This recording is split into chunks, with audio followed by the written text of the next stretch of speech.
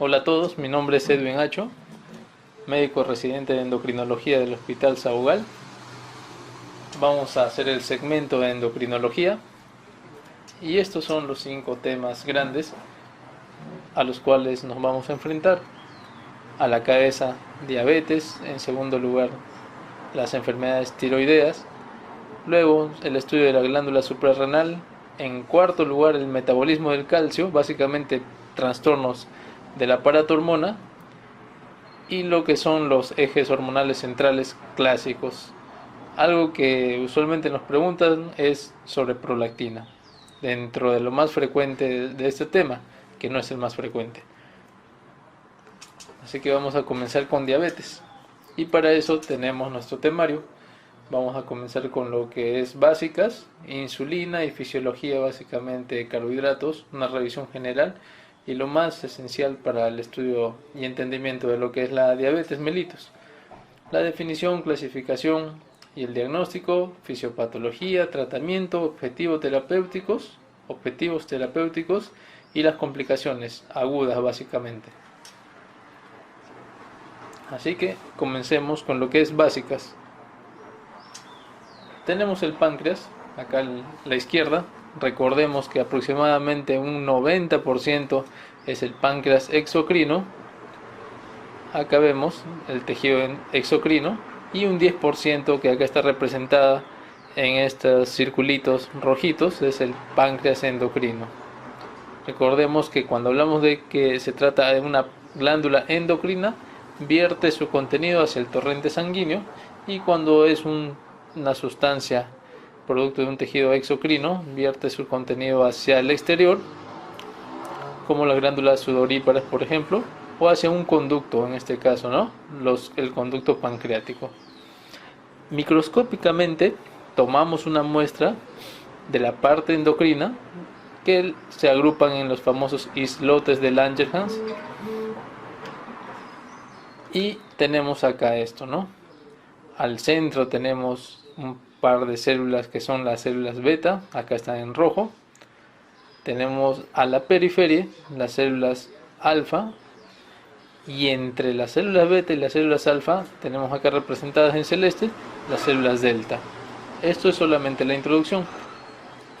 Para nuestro interés nos importa principalmente las células beta. Microscópicamente la ampliamos y tenemos acá a la célula beta. En la parte superior vemos cómo llega la glucosa, estimulando la producción de insulina. Bueno, eso es algo general. Recordemos, el 10% del páncreas es el páncreas endocrino. El páncreas endocrino tiene unidades funcionales, que son los famosos islotes de Langerhans, los cuales están constituidos por células, las 3 células clásicas, las células beta, alfa y delta. Y para el estudio de la diabetes nos importa principalmente las células beta, que producen la insulina producto del estímulo de glucosa. Pero vamos a ver que no es el único estímulo la glucosa para la producción de insulina. Nos vamos adelantando. Vemos acá que tienen canales de potasio. Acá vamos viendo unos gránulos que en realidad contienen insulina, y eso lo vamos a ver en las siguientes diapositivas. El páncreas endocrino, recordemos que es aproximadamente el 10% del páncreas, el otro 90% es el páncreas exocrino, y siempre tenemos que tener un orden, y nuestro orden va a ser de adentro hacia afuera. En el interior, al centro, tenemos que el 60% de las células corresponden a células beta, productores de insulina. Hacia el exterior tenemos las células alfa, que representan un 25% de la masa celular, que producen principalmente el glucagón. Y entre las células beta centrales y las células alfa periféricas tenemos a la somatostatina. Y acá tenemos también periféricamente otro tipo de células, por ejemplo las células F, que producen el polipéptido pancreático. Funciones claras y directas: básicamente la insulina es una hormona anabólica. Lo que hace es que en los tejidos en los cuales tiene acción, hace que ingresen los carbohidratos, básicamente la glucosa, a las células. Y el glucagón es una hormona catabólica hace que el azúcar, la glucosa, salga hacia el exterior, ¿no? En términos prácticos. La somatostatina también se le conoce como pan-inhibina, o sea, inhibe a varias, por no decir a todas las hormonas. En este caso, a nivel del islote de Langerhans, inhibe la producción tanto de células beta, alfa, de polipéptido pancreático. Es por eso que la somatostatina, en realidad los análogos de somatostatina son empleados en lo que es cirugía de páncreas, de cáncer de páncreas básicamente, para que en el postoperatorio inhiba la producción de las otras células pancreáticas y así que repose el páncreas, ¿no? Ese es un aspecto. El otro aspecto histológico, fisiológico, anatómico, es básicamente el flujo sanguíneo. Acá tenemos una flecha que va del centro hacia la periferia. Es decir, recordemos, al centro que se produce la insulina en las células beta y en la periferia tenemos a las células alfa que producen glucagón. Por lo tanto, la insulina inhibe la producción de glucagón, pero el glucagón no inhibe la producción de insulina. Eso es un concepto importante para entender lo que es la diabetes. La insulina inhibe la producción de glucagón, pero el glucagón no inhibe la producción de insulina. ¿Listo? Acá tenemos una molécula de insulina que se produce en las células beta del islote de Langerhans correspondiente al páncreas endocrino. Así es como se produce. Miremos que tiene varias cadenas, acá ilustradas en diferentes colores, y este gráfico acá lo tenemos a la derecha, un poco más ordenado. Para entender mejor cómo es esta molécula, vamos a separarlos, ¿no? Tenemos, recuerden acá, un péptido señal, nos dice. Luego tenemos un péptido C, y esta molécula en realidad no es la insulina, es la molécula de insulina original con algunos otros cambios estructurales. Acá tenemos el péptido C y el péptido señal. Lo que conforman en realidad la insulina son la cadena A y la cadena B, pero esto lo vamos a ver acá. Lo mismo, tenemos el péptido señal, la cadena B, acá está como región B, el péptido C o región C y la región A o el péptido A. Así es como se produce en el retículo endoplasmático rugoso, ¿no? Luego, por acción proteolítica, a nivel del aparato de Golgi, se forma lo que es la proinsulina. Esta molécula original es la preproinsulina. Ya haciendo la escisión, la proteólisis de este péptido señal, que es captado en el aparato de Golgi, se libera de este péptido señal y queda la cadena B, la cadena A, unidas por el péptido C. Y miren otro detalle, hay puentes disulfuro que conectan la cadena A con la cadena B para hacer finalmente otra vez más lisados mediante proteólisis, y se separa el péptido C y la insulina con su cadena A en verde, y acá en naranja la cadena B, unidas por puentes disulfuro 1 y 2, ¿no? Y esto es la insulina madura la que tiene efecto. El péptido C también tiene cierta actividad insulínica, pero no es igual. Importante, miren, se forma una cadena, una molécula de insulina, se forma una molécula de péptido C. Eso nos lleva a un concepto de la equimolaridad, es decir, yo quiero saber si este páncreas o el páncreas de una persona está produciendo insulina en cantidades adecuadas. Puedo medir el péptido C e indirectamente, algunos dicen, pero es directamente como vemos, porque se producen en cantidades equimolares, estoy viendo si este páncreas está produciendo insulina. Concepto importante. El péptido C nos sirve para saber si es que el páncreas está produciendo insulina. ¿Y cuál es el metabolismo de esa insulina? Es básicamente 60-80% hepático, miren, es alto, renal 10 al 20%, y se degrada también el tejido muscular y adiposo en 10 al 20%. Por lo tanto, enfermedades hepáticas y renales afectan lo que es la depuración, el metabolismo de la insulina. Por eso que en la enfermedad renal, ya que no se puede degradar, hay mayor retención de insulina, y en muchos casos hay pacientes con diabetes y enfermedad renal que ya no requieren el uso de fármacos tipo insulina, ¿no? Porque lo poco o mínimo que producen básicamente pacientes con diabetes tipo 2 les basta para poder mantener la homeostasis de carbohidratos. Bueno, hasta ahora hemos visto que hay un páncreas endocrino, un páncreas exocrino, y en el páncreas endocrino, que se organiza en islotes de Langerhans, hay unas células, las células beta, que producen insulina. Hemos visto que la insulina se forma en el retículo endoplasmático rugoso, tiene dos cadenas, cadena A y cadena beta, y que por cada molécula de insulina se produce una molécula de péptido C, el cual nos sirve para medir indirectamente cómo se está produciendo la insulina en el páncreas. Conceptos importantes hasta ahora a recordar. El segundo punto es ver que la producción de insulina es de dos tipos: una producción basal en respuesta a una producción de glucosa de todo el día. Miren acá este rectángulo.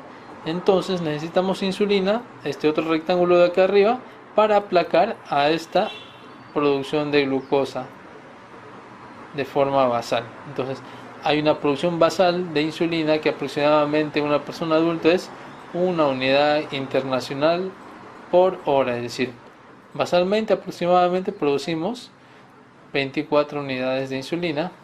Y con cada comida, miren, se eleva acá en el desayuno la glucosa, también se eleva la insulina. Acá en teoría a veces no, eso es como si no comiéramos nada, pero en realidad podemos tener un snack, un piqueo, ¿no? También se produciría un piquito de insulina, pero acá tenemos con la comida, que es una de las comidas del día, siendo la redundancia más representativas, también hay otro pico, y con la cena también. Entonces hay dos formas de secreción de insulina: una secreción basal y una secreción postprandial. Eso a recordar. Y ahora hemos visto secreción basal, como acá está en la parte inferior izquierda, concentración de insulina basal, y hay los picos de secreción postprandial, y cada pico de secreción postprandial tiene dos fases: una primera fase y una segunda fase. Acá se da la ingesta de alimentos, acá tenemos a los 10 a 15 minutos, en algunas literaturas van a encontrar de 5 a 10 minutos, se comienza a dar, después de la ingesta de alimentos, la primera fase, que es una fase corta, rápida, prolongada, un primer pico. Luego hay una caída y luego una elevación más prolongada, más pronunciada, que es una segunda fase, que en la totalidad, entre la primera hasta que se culmine esta segunda fase, toma un tiempo de aproximadamente 90-120 minutos. Y 120 minutos en horas, ¿a cuánto nos hace acordar? A 2 horas. Importante, otro concepto entonces: la secreción de insulina es de dos formas: una secreción basal y una secreción prandial. Y la secreción prandial tiene dos fases: una primera fase que dura 10 a 15 minutos, y una segunda fase que se extiende desde el inicio hasta el final, aproximadamente unos 90-120 minutos. Es por eso que en teoría los pacientes a las 2 horas, de 2 a 3 horas también mencionan, pero a las 2 horas ya debería estar aplacada la glucosa después de una comida. No sería normal que después de este tiempo esté la glucosa elevada. Quiere decir que la insulina no ha hecho efecto, o es insuficiente, o es de mala calidad. Concepto importante para lo que es el estudio de la diabetes, como vamos a ver. Esta primera fase se da por insulina preformada, es decir, la célula beta ya tiene reservas de insulina. Y esta segunda fase se da por insulina sintetizada de nuevo. Se agotaron las reservas y de inmediatamente en la célula beta ya se está produciendo nueva insulina. Esto es lo que les estaba diciendo, una primera fase. Acá tenemos en la membrana de la célula beta ya gránulos de insulina preformada, y en la segunda fase hay una reserva y también hay formación de nueva insulina. Entonces, en esta fase acá es uso de reserva más síntesis de nuevo, mientras acá en esta primera fase es la insulina que ya hay de reserva. Esto es lo que pasa molecularmente, bioquímicamente en la célula beta. Tenemos la glucosa que se encuentra en el torrente sanguíneo, entra a través de un transportador que se llama GLUT tipo 2, ya vamos a ver lo que son los transportadores GLUT, y activa una serie de cascadas metabólicas, llega a la mitocondria, o aumenta el ATP, cierra canales de potasio, ingresa el calcio, y el calcio mueve los gránulos de insulina, y la insulina se libera y se va a los tejidos dependientes de insulina. Bueno, hasta ahí vemos que un estímulo para la producción de insulina es la glucosa, pero no es el único. También hay otro, por ejemplo, que son los grupos de las sincretinas, que ya vamos a ver lo que son las sincretinas. Dos, básicamente, el GIP y el GLP-1, el péptido similar al glucagón tipo 1. Recuerden, acá está más subrayado el GLP-1, ya vamos a explicar por qué se da eso. Y las sincretinas también estimulan la producción de insulina postprandialmente, ¿ya? Entonces, ¿cómo es esto? La glucosa estimula la producción de insulina, sí, y las sincretinas también sí, pero la glucosa después de una comida, es decir, en el marco de una situación postprandial, solamente estimula la producción del 40% de la insulina después de las comidas. ¿Y quién hace el 60%? Las sincretinas. Ya vamos a ver. Esto es lo mismo, vamos a hablar un poco de las sincretinas. A nivel del intestino, básicamente lo que es el Y1 y el íleon, Y1 terminal y el íleon proximal, en las células K se producen en el GIP y las L se producen en las células L. Ingresan al torrente sanguíneo, llegan a la célula beta y nos sirve también para la producción de insulina postprandial. Esto es para enseñarles que a nivel del intestino, básicamente Y1 terminal e íleon proximal, dos células K y L, que son enterocitos modificados. Las células K producen GIP y las células L producen el péptido similar al glucagón tipo 1, llegan a la célula beta, ambos se unen a receptores y estimulan la producción de insulina postprandial, ¿ya? Ahora un poco de incretinas, haciendo un recordaris. Secreción de insulina, dos formas, basal y postprandial. La postprandial tiene dos fases, una primera y una segunda fase, y esta secreción postprandial de insulina se da por el estímulo del 40% de la glucosa que se absorbió, y el otro 60%, ¿quién lo hacen? Las sincretinas. Se da acá la ingesta de comidas. Bueno, vamos a hablar antes de esto. El término incretinas viene del inglés incretin, e incretin es un acrónimo de Intestinal Secretion of Insulin. ¿Cómo es eso? Secreción intestinal de insulina, que a nivel del intestino se produce insulina. No, lo que se da es que llegan los alimentos, básicamente la glucosa estimula las células K y L produciéndose GLP-1 y GIP, y llegan a sus receptores, y el 60% de la secreción postprandial de insulina se da por el GLP-1. ¿Y cómo llegó la glucosa? Esta misma glucosa que estimuló a la producción de GLP-1 y GIP se absorbe, bueno, no necesariamente la misma molécula, ¿no? Pero otras moléculas se absorben, pero de la misma comida, y estimulan el 40%. Pero siempre hay un malvado, bueno, casi siempre. En este caso hay el inhibidor de DPP4, que es una enzima que se produce en el hígado y que degrada tanto el GLP-1 como el GIP. Acá hay una historia de sacrificio. El GIP se sacrifica por el GLP-1, es más bueno, es más débil, es más endeble a la acción del DPP4, un tiempo de vida media más corta, y el GLP-1 es más resistente. Por eso que como vamos a ver, hay fármacos que inhiben a este inhibidor de DPP4. El DPP4 inhibe el GLP-1 y el GIP, los degrada, ¿no? Y también hay fármacos agonistas de los receptores de incretina, básicamente el GLP-1, por lo que estamos diciendo, porque es una molécula más resistente, más activa, más fuerte, ¿no? Aquí tenemos un cuadro de los GLUT, que son transportadores de glucosa, como habíamos visto. Hay 10 transportadores GLUT conocidos hasta el momento, bueno, de los más estudiados, y de los 10 hay 5 que son los más estudiados aún.